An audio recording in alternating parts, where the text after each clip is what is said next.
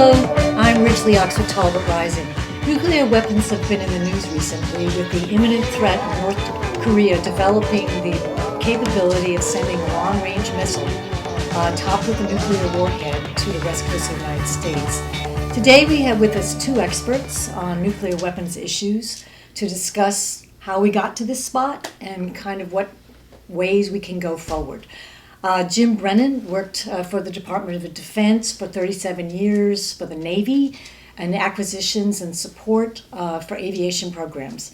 Harvey Zent is a former educator and school administrator who for the last 10 years has been involved with a group called Mayors for Peace, set up by the mayors of Nagasaki and Hiroshima, the two cities that have endured an atomic bomb. So welcome, gentlemen. This is an important topic, and I'm glad to have you here today. So, Jim, let's start with you. Give us a brief history of the development of nuclear weapons. Okay, and let me say, Ridgely, at the outset that all of the information that we're going to discuss today is unclassified.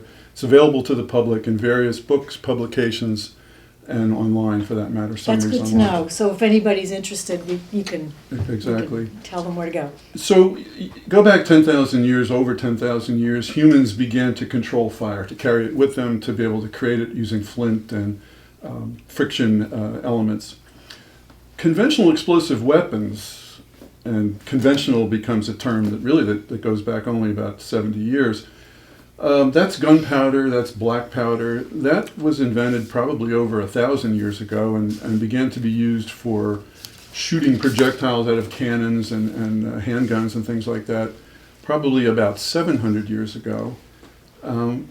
Fire and black powder are really the same thing. Black powder is just an accelerated burning of a material that can be oxidized. There are chemical reactions, there are oxidized reactions.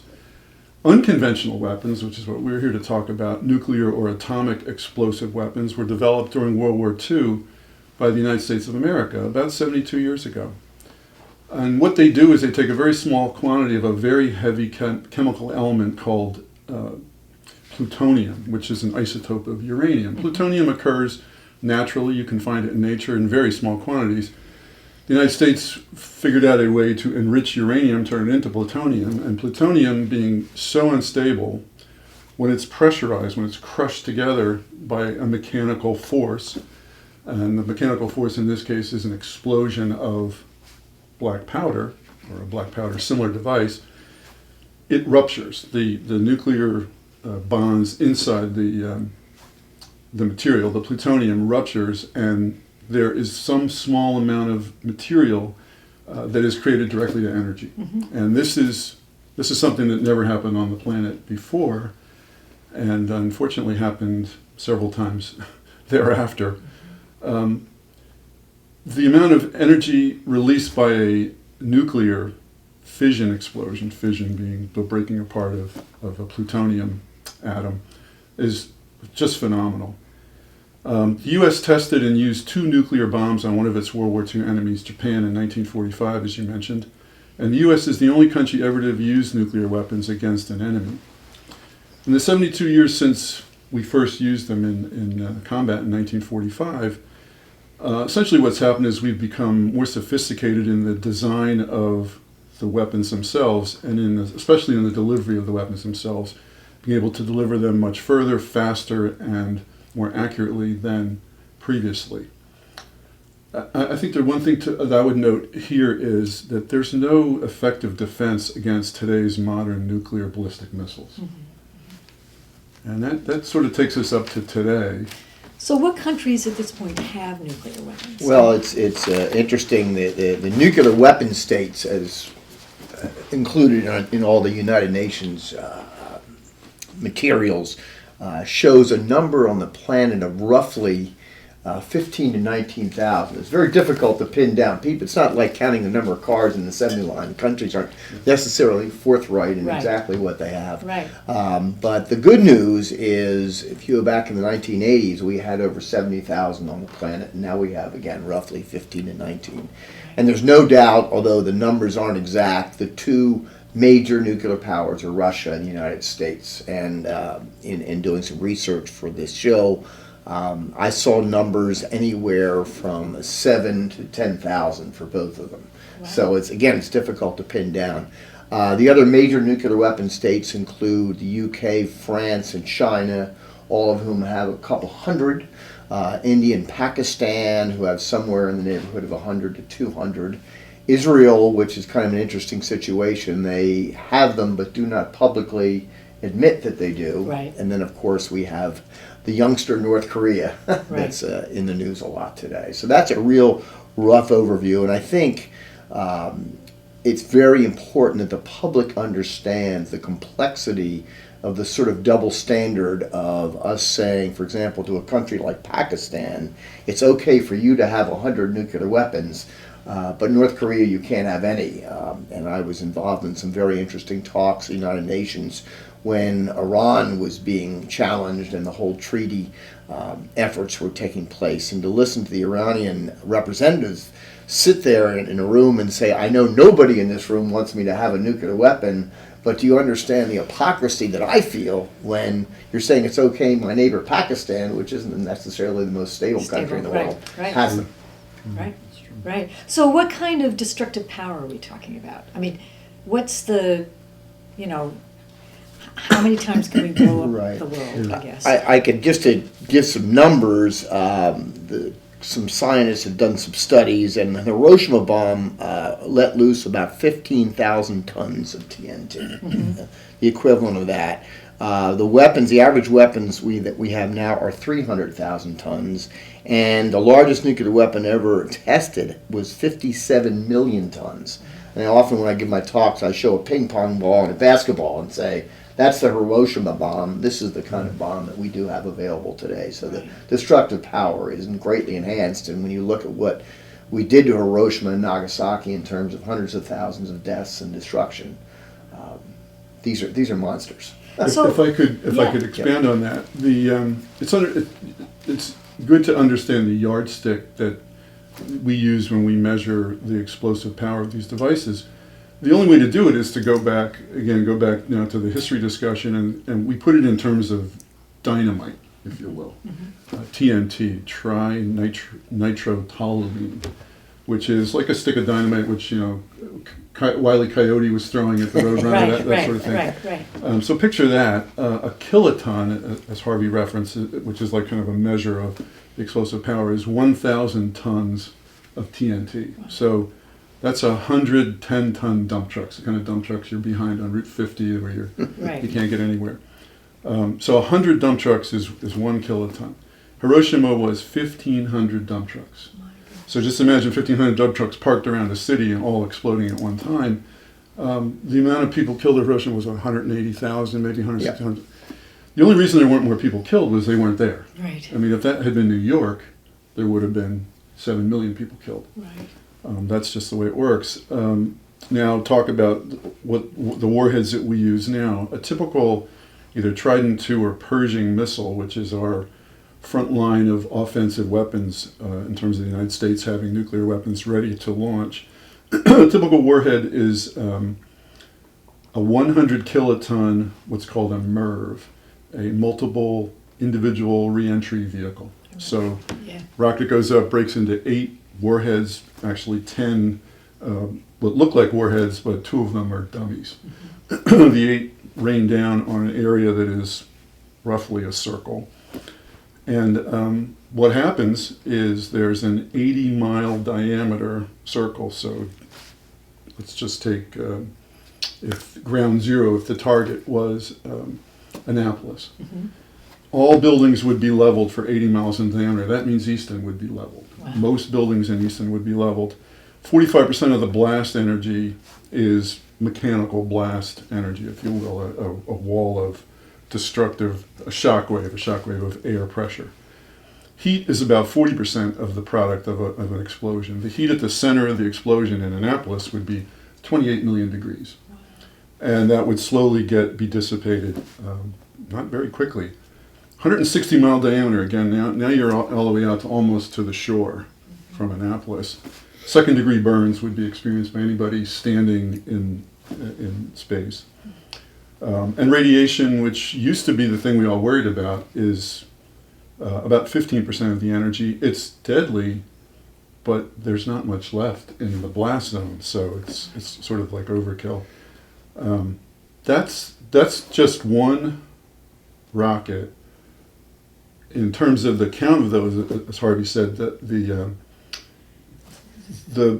what's interesting to understand about the way countries, not just the U.S. but U.S., China, and Russia organize their arsenals is redundancy. So if any element of the attacking force is eliminated, there's more to follow up.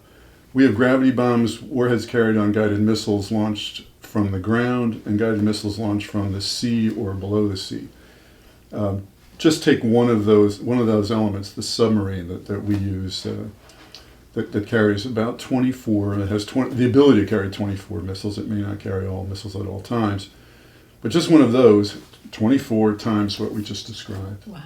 So this is a phenomenal amount of destructive force. It's really it's something I don't think the public understands, because it's kind of funny to put this in terms of pop culture, but you don't go to the movies and see this level of destruction. When you go to a Star Wars movie or something like that, it's not this level of destruction. And to think that we have thousands of these bombs. Right, I mean, you right. talk about overkill, and you know, we're going to get That's into the kind of a economics of it literal later. overkill. Scientists study what they say are the most likely combatants in a nuclear war, which is India and Pakistan. Obviously, they've been enemies for a long time, and particularly Pakistan is not the most stable country in the world. And there's been a study done, if they got into a limited nuclear war, and they used 100 nuclear weapons as an example, not only would you have the localized destruction that Jim just described, but you would create what's called nuclear winter throughout the entire world. There'd be a cloud,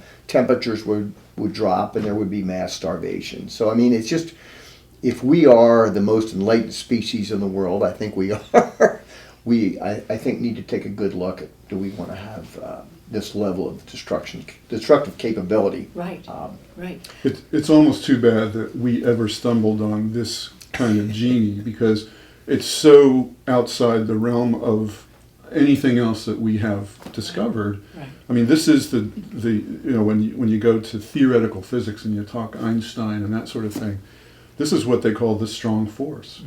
Mm-hmm. And this is the thing that creates all of the miracles that you see. Little dots of light you can see that are millions and millions and millions of miles away. That's the same force that you unleash when you detonate Right. a hydrogen weapon. And so how much money do we spend on all this? I mean, aside from again, as with the question about numbers, in terms of numbers of weapons, it's difficult to pin down, but there have been some pretty thorough studies done, and the estimate of approximately $55 billion a year on nuclear weapons, with about a third of that going to new development, is pretty much an accepted number. And with the negotiations in Congress over the past few years, they've approved an additional $1 trillion over the next 10 years to modernize our nuclear stockpile. Do we So we're need talking to modernize? Well, what happens? It I understand. decays, I mean, I understand, and having conversations with people in the business, what I say, if we have to have them, let's have fewer, and if we need to modernize them, fine. But the idea of having thousands of these weapons, when the scenario that Jim described of what one would do, to me is insanity. Right. Quite frankly. Yeah. I mean, what a weapon is a very miniaturized. That's the new technology, if you will, that we've evolved over the 72 years or so since we invented them. We've made them really small. I mean, we could have the 100 kiloton warhead would sit about like this, Wow. about like that. Wow. It'd weigh a ton, but and what it is it's a conventional bomb on the outside, so that's dangerous enough, and then it has to have fusing and electrical components and safeties. Inside that is a fission device. It's an atomic, what used to be called atomic bomb.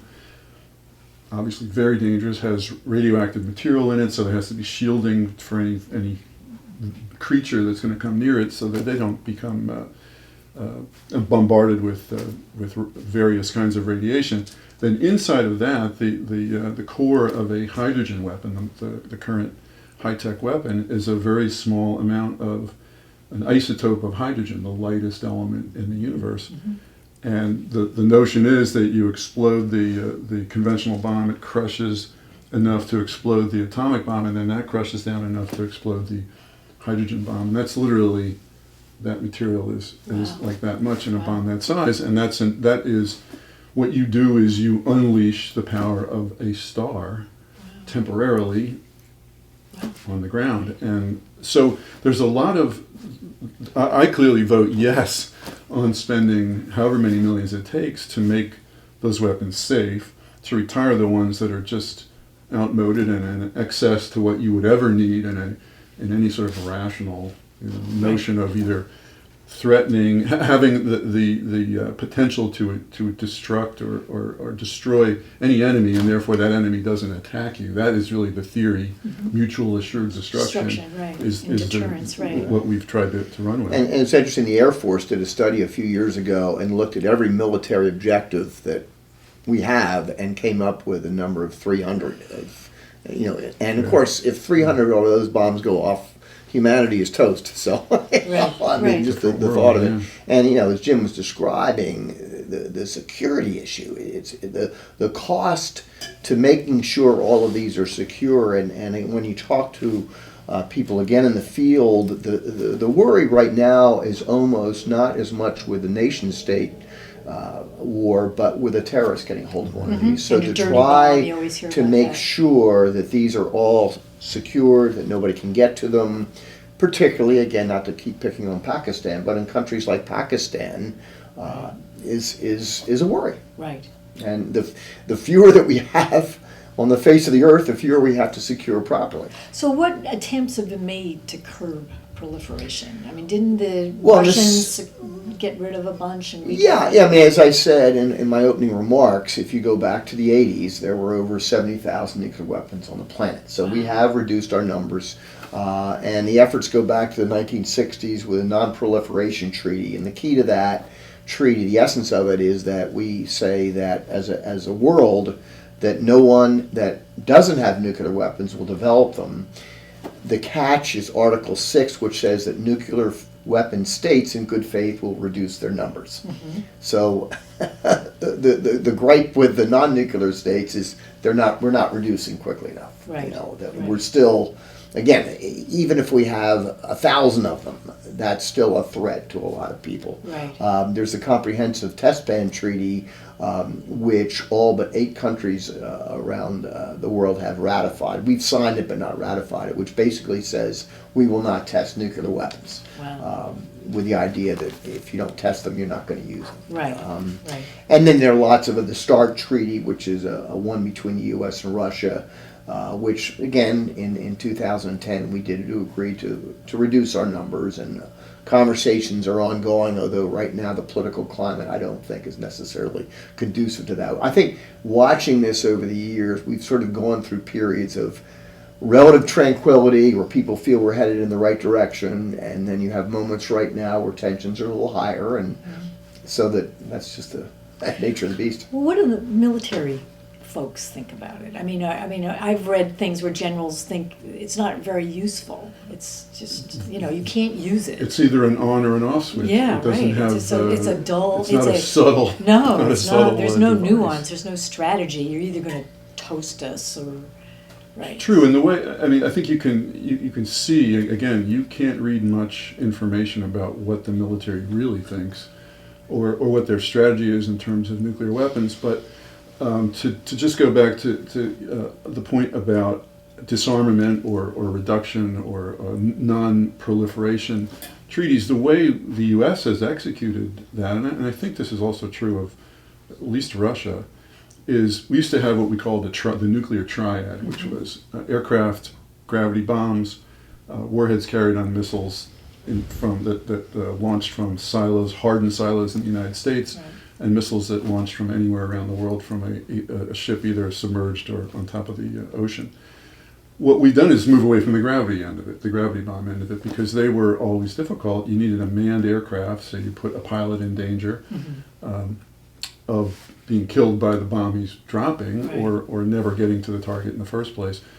So I guess the good and bad news is, but if you want to look at it as good news, the fact that you've got a missile sitting stationary in a silo in Kansas is probably a good thing, because you can apply more controls, you can apply more safety elements to that than something flying around in an airplane. So that's the kind of double whammy that you get from non-proliferation, and it's a good one. You don't have, I mean, obviously aircraft fall out of the sky for no reason if they're carrying nuclear weapons.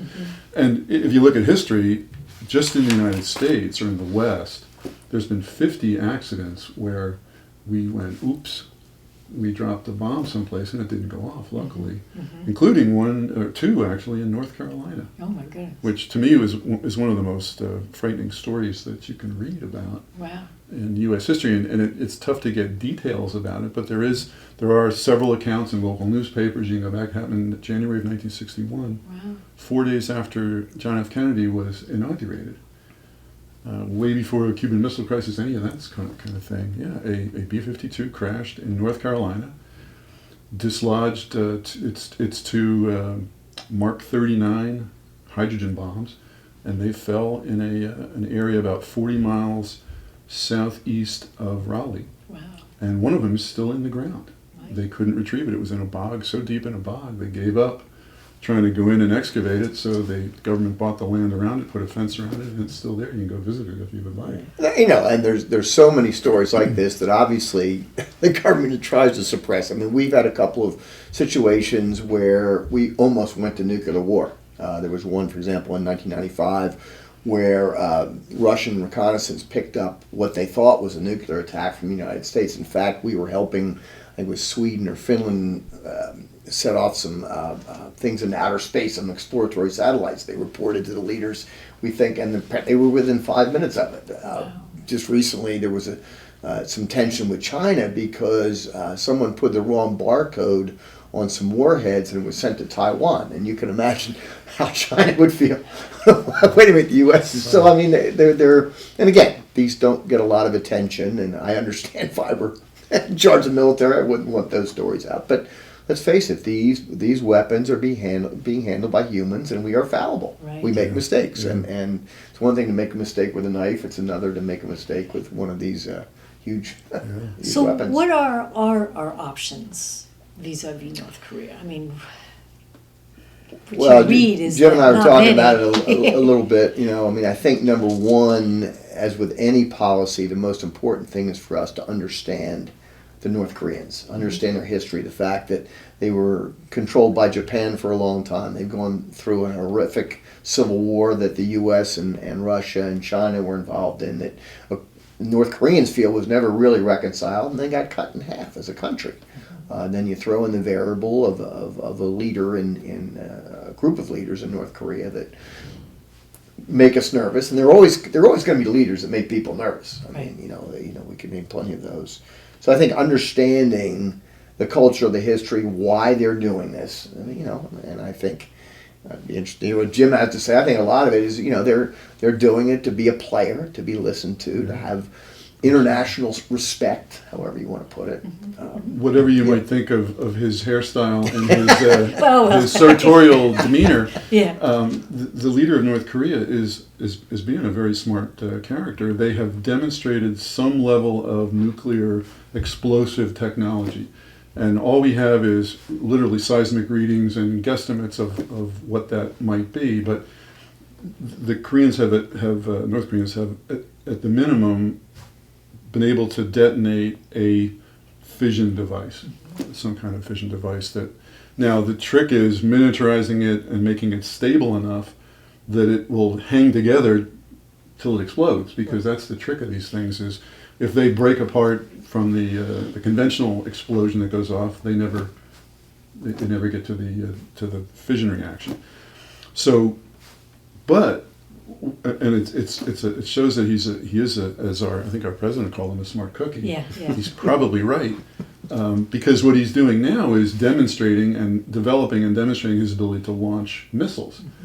That's the scarier part for our military, is to see how close he can come to various of our allies, not so much in the near term to the continental United States, but to our allies that will get very nervous and want to Yeah. launch some Well, kind Seoul, of counterattack. definitely, because Seoul's Oh, far absolutely. north, right? Absolutely, Right, it's- and Tokyo, I would think, and Oh, yeah.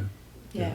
So what's the Chinese relation in all of this? One of the things I don't understand is why they're not willing to put more pressure on North Korea historically. Part of it is their economic relationship with them, and it's interesting with a lot of issues with nuclear weapons. Money plays a role. You know, people are making money from weapons, and I think China is trying to walk this balance between internationally.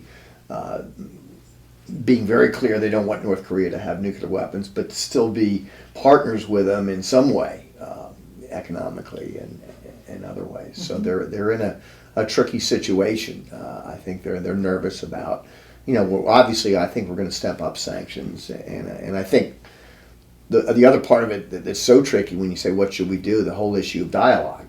Do we sit down with the North Koreans, and if so, under what conditions? I encourage, usually talking with people helps, but I understand, that's certainly showing a level of respect by doing that. And do we want to do that? That's Yeah, I mean, China certainly has a troubled relationship with North Korea, but again, looking at history, the United States fought a land war where it pushed the North Koreans right up to the border of China, pretty much, and the Chinese obviously saw that as a problem to their security, helped the North Koreans push the United States back to eventually settle on that demilitarized zone in the middle of the country. So the Chinese probably would rather there not be a North Korea, but they also realize, or they very much don't want a South Korea that's got 28,000 U.S. troops occupying it. So there's no good answer for China. I think what we can do just locally is that we should ask our political leaders to pursue national and international policies that limit nuclear proliferation and that rationalize the size of our warhead population, if you will, and our ability to deliver them. Also, it seems, this is, there's history that pushes in both directions, but historically, you tend to make the world safer from any kind of conflagration by having free trade, by having international cooperation, by lessening conventional hostilities, hostilities that have to do with religion or ethnicity. And that's true about the Koreans, that, Koreans are Koreans, and the North Koreans don't look any different than the South Koreans. Right. They have a different culture, they have a different popular culture, but they're the same people, and there's probably cousins and uncles and aunts that live on either side of the border. It's too bad we can't calm things down. No question, the gentleman that's in charge of North Korea is going to be difficult, but it's not impossible. We wouldn't have thought we could get to the kind of relationship we have with China in 1965, but we did. Right. And is it a game changer if North Korea gets a weapon that could? Are we really that? We think they're that irrational, or they just want to take their place next to Pakistan? It's one thing having them, it's another one using them. Right. And I still go back to my point of us being an enlightened species, and hopefully there are enough controls that no one's ever going to push that button, knowing, Kim Jong-un, again, isn't stupid. He pushes a nuclear weapon towards our country, his country's going to be wiped out, whether it's conventional weapons, nuclear weapons, whatever. We're going to retaliate. Right. So it's, it's suicide now that we know what's involved with them. I hope he understands that. Yeah, I hope, yeah. You would think, again, to your point, you would think that a civilization or a society that can evolve the kind of technologies they have, low orbit rockets and things like that they would also understand, the notion that it's suicide to try and make that first strike, no matter who you are, whether you're North Korea or whether you're the United States. Right. Are there any bright spots in any of this? Because it's pretty heavy. Well, I mentioned, again, in the opening comments that efforts by groups, countries have diminished our numbers significantly, and we just need to keep going in that direction. And I just, Jim was talking about efforts internationally. Unfortunately, last month, 130 non-nuclear weapons states at the UN said we need to do a step more strongly from the NPT, and had meetings, but none of the nuclear weapon states attended the meetings, which is disappointing. When you talk about the military's perspective of it, they're called the Four Horsemen: Henry Kissinger, Sam Nunn, George Shultz, and William Perry. All very strong defense-minded leaders have come out. And they're part of a group called the Nuclear Threat Initiative. If you go on their website, you can learn more about that. And they've come out and said we have to diminish our numbers and call on world leaders to do so. There are increasingly large nuclear weapon-free zones around the world. One of the more fascinating moments I had in the last few years was to meet the representatives from Mongolia. And if you think where Mongolia is situated between Russia and China, and they joined the nuclear-free zone in South Asia, said we are not ever going to have anything to do with nuclear weapons. Right. So there are people that are speaking that way. I just think their voices are not being heard loud enough, or they're not doing whatever it takes to be heard louder. Yeah. And as you alluded earlier, North Korea is a big enough problem, but at least it is a nation state, and it operates as such. It's the small group of whatever their... Yeah, if ISIS got a hold of the nuclear weapons. Exactly, right, whatever yeah. their predilection is. Right. Or something even like a dirty bomb, which is literally just blowing radioactive material into a Think we into could an do area. in Times Square or Annapolis Exactly. or Baltimore. Exactly. Whatever. A real mess, and there's really no way you can plan for that, and what that creates, what that causes. The aftermath will be something that will be unique. So the idea, if we can diminish our numbers, control, what we do have, control the fissile material, control the waste, control so that it will be increasingly difficult for a terrorist organization to get a hold of materials. We'll be a safer planet. And knowing something about the history of this is really hard science. You're not going to evolve this in a pre-industrial state, or a state that is disintegrating like many of the eastern states are. If we can control the movement of bombs or fissile material from one country to another, that really almost eliminates the problem. You're not going to have a country develop from scratch nuclear weapons. They're really hard to build. They really take very exacting mechanical structures. Didn't the North Koreans apparently get some of their stuff from Iran? I mean, isn't there some black market Well, there's a guy named Khan from Pakistan yes, who definitely has helped other countries, Right. and he's very controversial. And again, he talks about, as much as I don't agree with him, he talks about the double standard, the hypocrisy of some countries can have them and some can't. But yes, there is not only the material, but the flow of knowledge that makes people nervous. Right. Yeah, I mean, I take the happy news I take away from looking at this issue is mankind has moved through probably the most dangerous phase of having these weapons almost miraculously intact. I mean, it is incredible. That You think of the Cuban Missile Crisis. Exactly. I mean, how close were we to... Right. And just accidents. I mean, Yeah. just accidents like the one in North Carolina and the other 49 that we Right. don't know the details as much about. Right, But right. one of the things hasn't detonated already. So there, we have done we have applied science to this. We have got controls on them. We have got mechanical safety devices on them. So they're not that easy to detonate. And we need to keep it that way, and we need our politics to sort of stay current with that safety net, if you will, and make sure they don't proliferate. And I agree with you. It would be much better if we could back away from the stockpiling and the ready nature of offensive weapons ready to go with these things on them. This world would be safer if that wasn't the case, if we didn't have... And for the nuclear weapon states, with our actions and words, not giving any sense to the rest of the world that you need a nuclear weapon to be a player.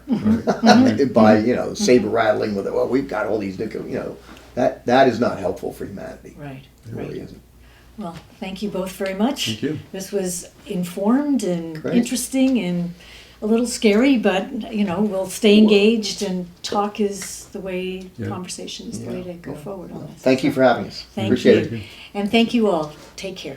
Bye.